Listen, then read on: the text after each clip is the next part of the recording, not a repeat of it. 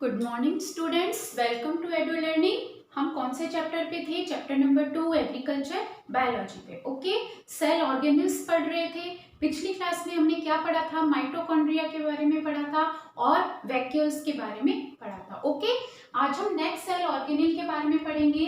एक हम पढ़ेंगे गोल्जी बॉडीज और दूसरा हम कौन सा पढ़ेंगे? लाइसोसोम्स के बारे में पढ़ेंगे। Okay, Golgi complex. ठीक है, पहला पढ़ेंगे गोल्जी कॉम्प्लेक्स क्या है? सेल ऑर्गेनिल है। ठीक है, क्या है? सेल ऑर्गेनिल है। किसमें मिलता है? यूकैरियोटिक सेल में मिलता है, यानी प्लांट सेल या एनिमल सेल के अंदर मिलता है। क्योंकि प्रोकैरियोटिक सेल के अंदर मैंने आपको क्या बताया था? सेल ऑर्गेनिल्स एब्सेंट होते हैं। तो गोल्जी बॉडीज कहाँ मिलता है? यूकैरियोटिक सेल में, प्लांट सेल और एनिमल सेल में, दोनों में मिलता है। ठीक है, अगर डिस्कवरी की बात करें तो कैमिलो गोल्गी एक साइंटिस्ट थे जिन्होंने सबसे पहले एक न्यूक्लियस के पास एक रेटिकुलर स्ट्रक्चर, रेटिकुलर मतलब बिल्कुल नेट लाइक स्ट्रक्चर, जाली जैसा स्ट्रक्चर ऑब्जर्व किया। तो उन्होंने बाद में इसको नाम क्या दिया? Golgi bodies. बहुत बार क्वेश्चन आता है आपके जेट में, कैमिलो गोल्गी ने सबसे पहले गोल्जी बॉडी को ऑब्जर्व किया। कहाँ? न्यूक्लियस के पास। कहाँ? न्यूक्लियस के पास। मैंने जब डायग्राम बनाया था तो मैंने आपको दिखाया भी था, वहां पे बहुत सारे गोल्जी बॉडीज थे। तो न्यूक्लियस के पास उन्होंने नेट लाइक, रेटिकुलर का मतलब बिल्कुल नेट लाइक स्ट्रक्चर कहाँ पे ऑब्जर्व किया? न्यूक्लियस के पास। फिर बाद में उन्होंने इसको क्या नाम दिया? Golgi bodies. अगर गोल्जी बॉडीज की बात करें तो इसको बहुत नामों से जाना जाता है, जैसे आपके इतना डिटेल में नहीं है, फिर भी मैं आपको बता देती हूँ। जैसे इसको अलग अलग, जैसे गोल्जी कॉम्प्लेक्स है, गोल्जी बॉडीज बोलते हैं। अगर प्लांट में बात करें तो प्लांट में से क्या बोलते हैं? डिप्टाइयोजोम बोलते हैं।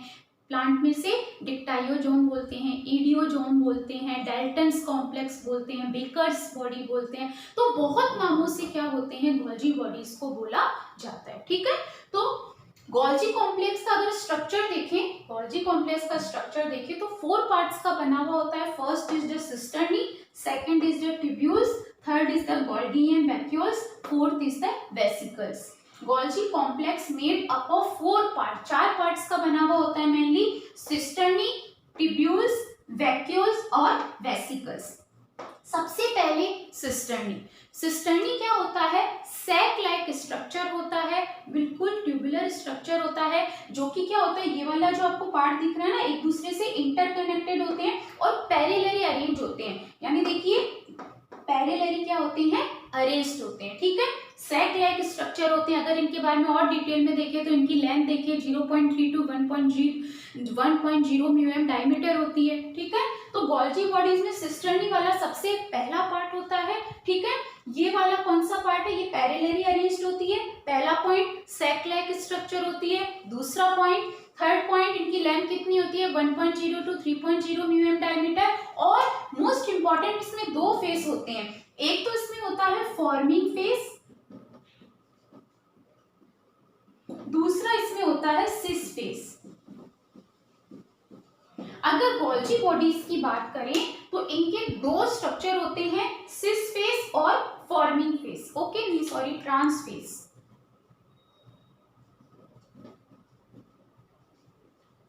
ठीक है, तो ये वाला पार्ट होता है, ये तो होता है कॉन्वेक्स, और ये वाला जो पार्ट होता है ये होता है कॉन्केव। ठीक है, तो सिस फेस। ठीक है, this is a cis face. इसको फॉर्मिंग फेस भी बोलते हैं और इसको ट्रांस फेज या मैच्योरिंग फेस भी बोलते हैं। ठीक है, तो क्या बताया मैंने? सबसे पहले गोल्जी बॉडी जाते ही आपको ध्यान रखना है किसने डिस्कवर किया? कैमिलो गोल्गी ने। कहाँ डिस्कवर किया? न्यूक्लियस के पास डिस्कवर किया। कहाँ? उनको नेट लाइक स्ट्रक्चर उनको ऑब्जर्व हुआ। सेकेंड वाले पॉइंट पे आए, 4 पार्ट्स का बना हुआ होता है। ठीक है, कौन कौन से? सिस्टर्नी, ट्यूब्यूल्स, वेसिकल्स और वैक्यूल्स, यानी 4 पार्ट का बना हुआ होता है। ओके, बात करें सिस्टर्नी की, सेट लाइक स्ट्रक्चर होती है, बिल्कुल पैरेलली अरेंज्ड होती है। 1.0 टू 3.0 म्यूएम डायमीटर होता है इसका। 2 फेस होते हैं, नीचे की तरफ उसको क्या कहते हैं? Cis face. कॉन्वेक्स होता है ये, ऊपर वाले को क्या कहते हैं? ट्रांस फेस कहते हैं या कॉन्केव। इसका और नाम होता है, जैसे मैच्योरिंग फेस भी कहते हैं इसे, और इसकी बात करें इसको फॉर्मिंग फेस भी बोलते हैं। ठीक है, ये आपको लिखने की जरूरत नहीं है, आप ओनली डायग्राम में ही इसको इंडिकेट कर सकते हो। Second, tubules. ट्यूब्यूल्स क्या होता है, नाम से ही पता लग रहा है, ट्यूब लाइक स्ट्रक्चर होंगे ये जो आपको दिख रहे हैं, दीज आर द ट्यूब्यूल्स। ठीक है, वैक्यूल्स क्या होंगे, स्पेरिकल बॉल लाइक स्ट्रक्चर होंगे, और वेसिकल्स भी क्या होगी, स्पेरिकल स्ट्रक्चर होगी, लेकिन इसमें सिक्रीटरी सब्सटेंस क्या होगा, मेनली बहुत सारे लिपिड्स। जब जैसे गोल्जी बॉडीज का मेन फंक्शन हम देखेंगे क्या होता है, सीक्रीशन, इसीलिए इनको ग्लाइकोलिपिड्स का सीक्रीशन करने का काम करते हैं, इसीलिए इनको लिपिडोप्रोटीन भी कहते हैं कभी कभी। ठीक है, क्योंकि लिपिड्स और प्रोटीन्स मेनली क्या होते हैं, जो मैक्रोमोलिक्यूल्स होते हैं उनका सीक्रीशन करने का भी काम करती है। देखेंगे इसके फंक्शंस के अंदर। तो chief function is secretion, secretion का काम करती है। सीक्रीशन का मतलब क्या होता है, एक्सपोर्ट। एक्सपोर्ट का मतलब क्या होता है, किसी चीज को बाहर भेजना। अगर इंपोर्ट की बात करें, किसी चीज को अंदर लेना, किसका एक्सपोर्ट करती है, मैक्रोमोलिक्यूल्स। अब मैक्रोमोलिक्यूल्स क्या होते हैं, मैक्रोमोलिक्यूल जो कि हमारी बॉडी को, किसी भी सेल को बहुत ज्यादा अमाउंट में चाहिए होते हैं। फॉर एग्जांपल प्रोटीन्स हो गए, लिपिड्स हो गए, कार्बोहाइड्रेट्स हो गए, these are called the macromolecules. तो ये उनको सेल से बाहर भेजने का काम करती है, यानी उनकी सीक्रीशन का काम करती है, उनके एक्सपोर्ट का काम करती है। ठीक है, synthesis of cell wall material, यानी ये सेल वॉल मटेरियल का भी फॉर्मेशन करने का काम करती है। विटेलाइन मेम्ब्रेन ऑफ एग, जो एग होती है उसकी एक मेम्ब्रेन होती है, विटेलाइन मेम्ब्रेन एग के अंदर, कभी डिटेल में मेम्ब्रियोलॉजी पढ़ेंगे तो उसका बनाने को किसकी बनी हुई होती है, वो गोल्जी बॉडीज की बनी हुई होती है।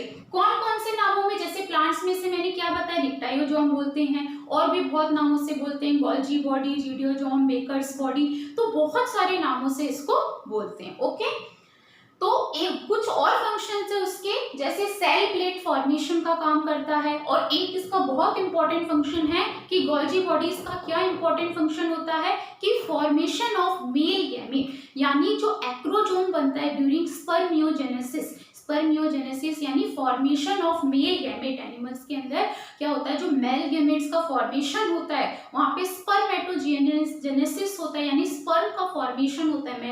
मेल में क्या बनता है, स्पर्म बनता है, फीमेल में क्या बनता है, ओवा बनता है। तो ये स्पर्म का जो एक्रोजोम है, जो स्पर्म का एक पार्ट है एक्रोजोम, वो किसका बना हुआ होता है, वो किसका बना हुआ होता है, गोल्जी बॉडीज का बना हुआ होता है। ठीक है, तो मेन फंक्शन क्या होता है, सीक्रीशन। किसका सीक्रीशन करती है, मैक्रोमोलिक्यूल्स। मैक्रोमोलिक्यूल्स के अंदर क्या आते हैं, प्रोटीन्स आते हैं, कार्बोहाइड्रेट्स आते हैं और लिपिड्स आते हैं। ओके, इसके अलावा synthesis of cell wall material, cell wall material बनाने का काम करती है।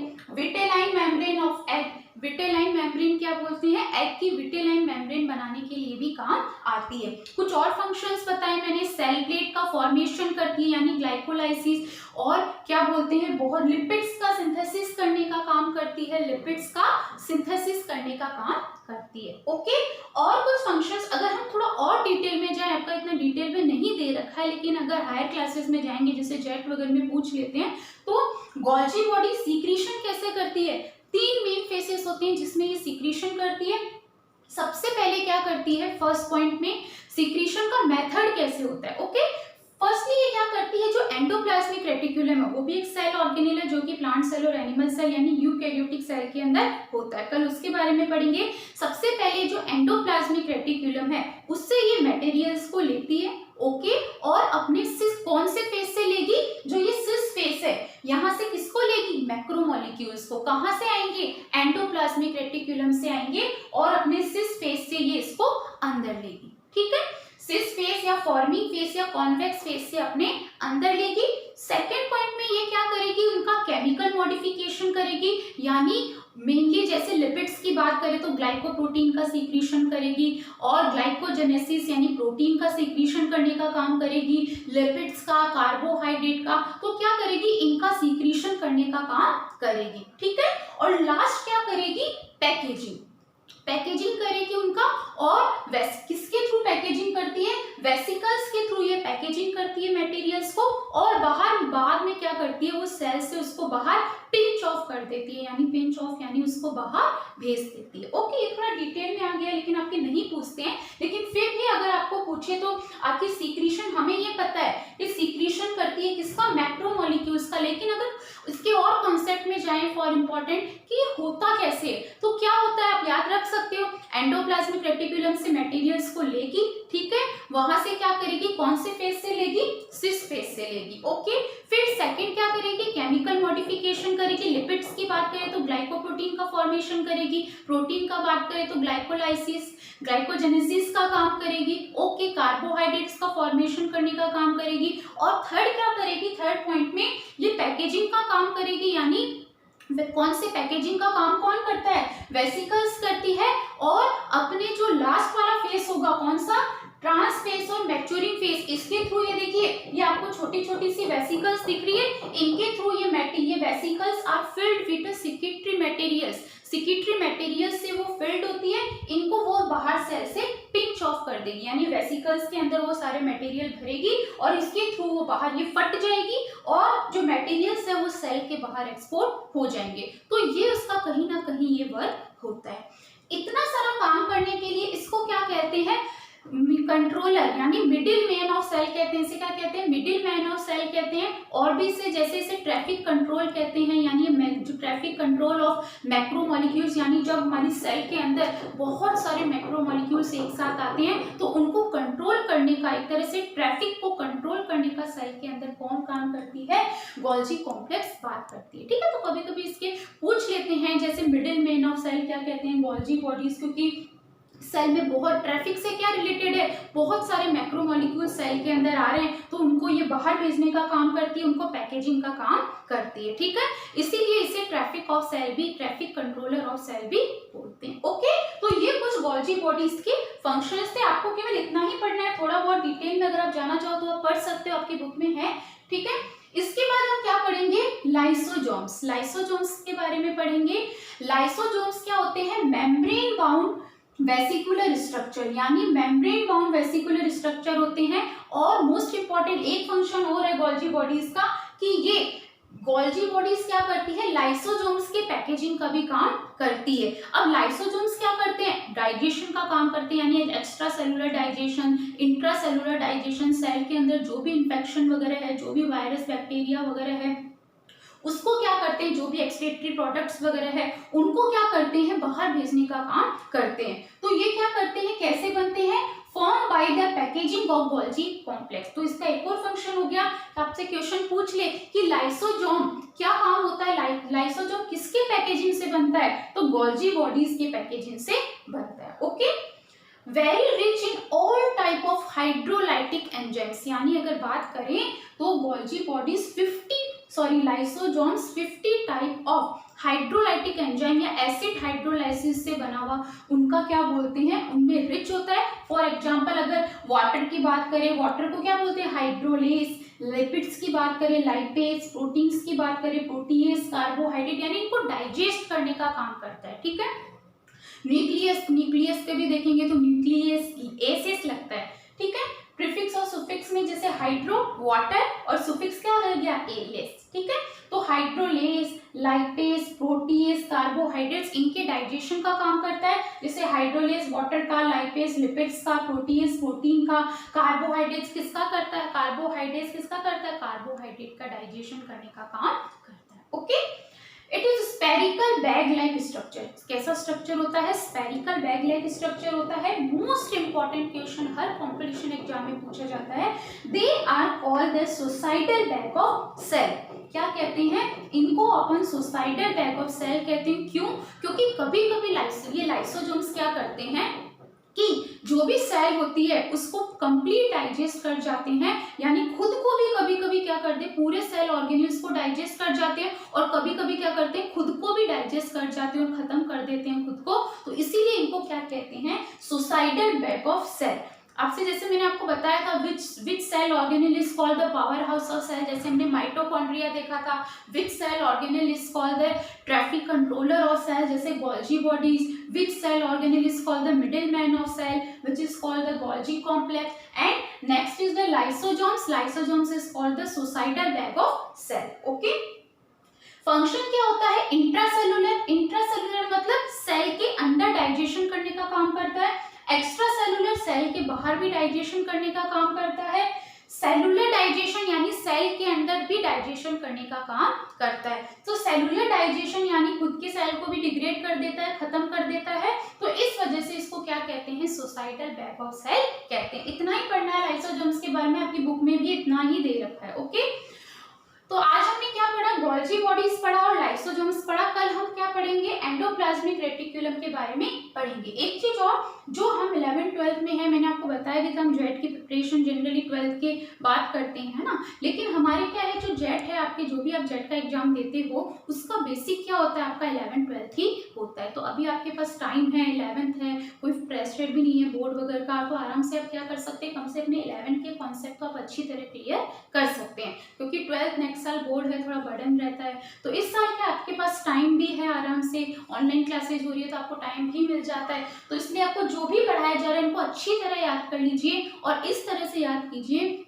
कि जब भी हम जेट का एग्जाम दें, हमारे 11th में से कोई भी क्वेश्चन आ जाए, हम उसको क्या करेंगे, कंप्लीट करेंगे। ठीक है, तो अब जो भी पढ़ते हैं अच्छी तरह पढ़िए, आपकी बुक से बाहर कुछ भी नहीं आता है। 98 to 99% आपके बुक में से ही आता है। जेट की बात करें या ICAR की बात करें या BHU की बात करें, तो आपका NCERT में से ही आपके बुक में से ही आपके आता है। Okay, thank you very much. If you like the channel, please like and subscribe. Thank you very much.